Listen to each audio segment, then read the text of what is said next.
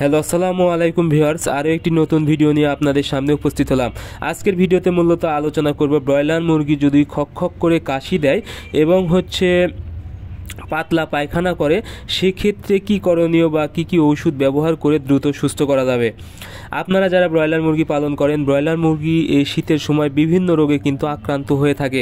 তবে একটি কমন রোগ, আমাদের কাছে যে কমন রোগের একটা কথা আসতেছে, সেটা হলো ব্রয়লার মুরগি খক খক করে কাশি দিচ্ছে এবং ঘর ঘর করে ডাকতেছে এবং প্রচণ্ড পাতলা পায়খানা করে ঝিম মেরে আছে এবং ব্রয়লার মুরগি ঝিম মেরে থেকে দুর্বল হয়ে মারা যাচ্ছে।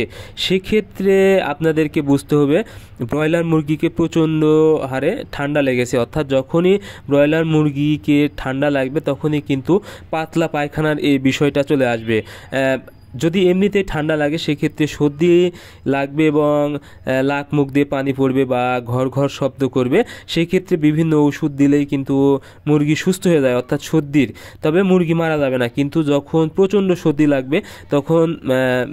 সর্দি লাগবে এবং প্রচণ্ড ঠান্ডা লাগবে, সেক্ষেত্রে কিন্তু পাতলা পায়খানা হওয়ার সম্ভাবনাটা বেশি থাকে।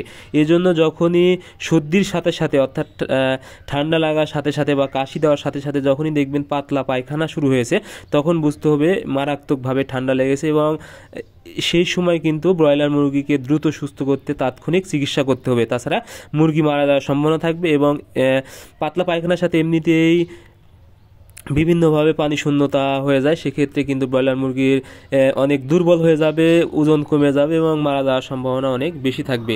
এই জন্য যখনই পাতলা পায়খানা দেখবেন তখনই অবশ্যই আপনাদেরকে চিকিৎসা দ্রুত করতে হবে। এই জন্য আপনাদেরকে অবশ্যই ওষুধ হিসেবে ব্যবহার করতে হবে ইউরোকট।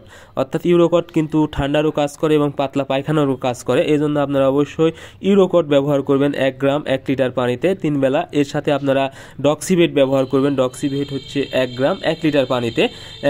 সাথে আপনারা নিওমাইসিন সালফেট ব্যবহার করবেন, অর্থাৎ নিয়োগ জেল বা নিওভেট 70। এই গ্রুপের যে কোনো ওষুধ আপনারা 1 বেলা ব্যবহার করতে পারেন 1 গ্রাম 1 লিটার পানিতে। এটা ব্যবহার করলে কিন্তু নারীতে যদি কোনো প্রকার ঘা বা অ্যান্টেরাইসিস বা যে কোনো সমস্যা হয়, সেক্ষেত্রে খুব দ্রুত কিন্তু সুস্থ করে দেবে। কারণ অনেক সময় পাতলা পায়খানা বেশি হওয়ার কারণে নারীতে ঘা হয়ে যায় এবং পায়খানা কিন্তু দ্রুত সারে না। সেক্ষেত্রে অবশ্যই আপনারা ইউরোকট এবং ডক্সিভেট অর্থাৎ সর্দির ওষুধের পাশাপাশি এই নিওভেট 70 অর্থাৎ নিওমাইসিন সালফেট এই ওষুধটা ব্যবহার করবেন।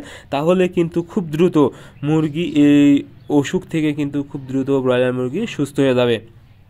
এজন্য আপনাদের ব্রয়লার মুরগি যেন ঠান্ডা না লাগে সে বিষয়ে অবশ্যই লক্ষ্য রাখবেন এবং যদি এরকম পরিস্থিতিতে পড়েন তাহলে অবশ্যই এই ওষুধগুলো ব্যবহার করবেন দ্রুত।